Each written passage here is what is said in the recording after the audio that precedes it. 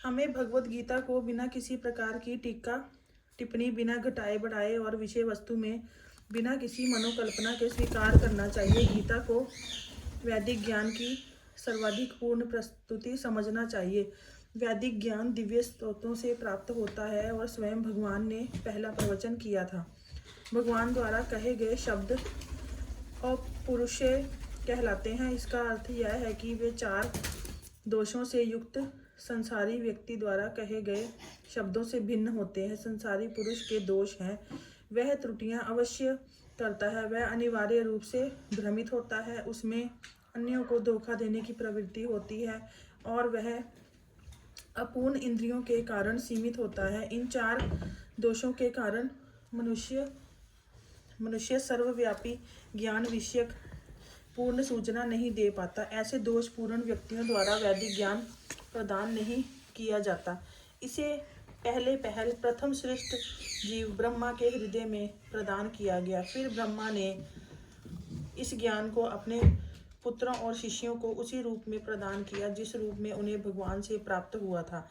भगवान पूर्ण है और उनका प्रकृति के नियमों के वशीभूत होने का प्रश्न ही नहीं उठता। अतएव मनुष्य में इतना समझने की बुद्धि तो होनी ही चाहिए कि भगवान ही इस ब्रह्मांड की सारी वस्तुओं के एकमात्र स्वामी हैं। वे ही आदि सृष्टता और ब्रह्मा के भी सृजन करता है। 11वें अध्याय में भगवान को प्रपितामह के रूप में संबोधित किया गया है, क्योंकि ब्रह्मा को पितामह कहकर संबोधित किया गया है और वे तो इन पितामह के भी स्रष्टा हैं। अतएव किसी को अपने आप को किसी भी वस्तु का स्वामी नहीं मानना चाहिए। उसे केवल उन्हीं वस्तुओं को अपना मानना चाहिए जो उसके पालन पोषण के लिए भगवान ने अलग कर दी हैं। भगवान द्वारा हमारे सदुपयोग के लिए रखी गई वस्तुओं को किसी तरह काम में लाया जाए, इसके अनेक उदाहरण प्राप्त हैं। इसकी भी व्याख्या भगवत गीता में हुई है। प्रारंभ में अर्जुन ने निश्चय किया था कि वह कुरुक्षेत्र के युद्ध में नहीं लड़ेगा। यह उसका निर्णय था। अर्जुन ने भगवान से कहा कि वह अपने ही संबंधियों को मारकर राज्य का भोग नहीं करना चाहता। यह निर्णय शरीर पर आधारित था, क्योंकि वह अपने आप को शरीर मान रहा था और अपने भाइयों, भतीजों, सालों, पितामहों आदि को अपने शारीरिक संबंधी विस्तार के रूप में ले रहा था। अतएव वह अपने शारीरिक आवश्यकताओं को तुष्ट करना चाह रहा था। भगवान ने भगवत गीता का प्रवचन इस दृष्टिकोण को बदलने के लिए ही किया और अंत में भगवान अर्जुन के आदेश अनुसार युद्ध करने का निश्चय करते हुए कहता है, करिष्ये वचनम तव, मैं आपके वचन के अनुसार ही कार्य करूँगा। इस संसार में मनुष्य बिल्लियों और कुत्तों के समान लड़ने के लिए नहीं है। मनुष्यों को मनुष्य जीवन की महत्ता समझकर सामान्य पशुओं की भांति आचरण करना बंद कर देना चाहिए। मनुष्य को अपने जीवन के उद्देश्य को समझना चाहिए और इसका निर्देश वैदिक ग्रंथों में दिया गया है, जिसका सार भगवत गीता में मिलता है। वैदिक ग्रंथ मनुष्यों के लिए हैं, पशुओं के लिए नहीं। एक पशु दूसरे पशु का वध करे तो कोई पाप नहीं लगता, लेकिन यदि मनुष्य अपनी अनियंत्रित स्वादेनेंद्रिय की तुष्टि के लिए पशुवध करता है तो वह प्रकृति के नियम को तोड़ने के लिए उत्तरदायी है।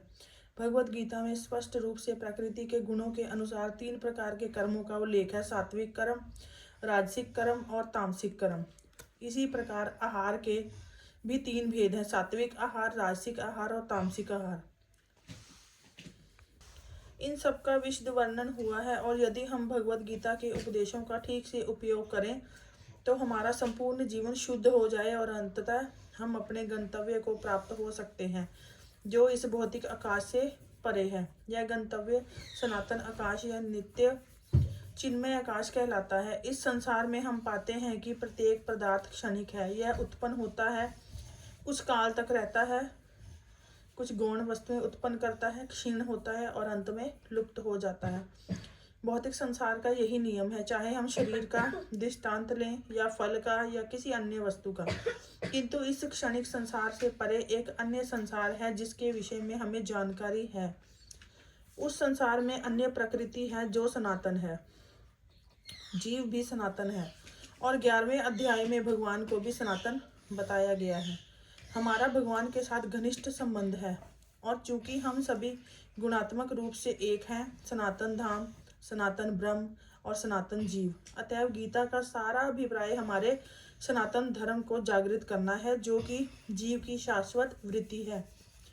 हम अस्थायी रूप से विभिन्न कर्मों में लगे रहते हैं, किंतु यदि हम इन क्षणिक कर्मों को त्याग कर परमेश्वर द्वारा प्रस्तावित कर्मों को ग्रहण कर लें तो हमारे ये सारे कर्म शुद्ध हो जाएं। यही शुद्ध जीवन कहलाता है। परमेश्वर और उनका दिव्य धाम, ये दोनों ही सनातन है और जीव भी सनातन है। सनातन धाम में परमेश्वर और जीव की संयुक्त संगति ही मानव जीवन की सार्थकता है।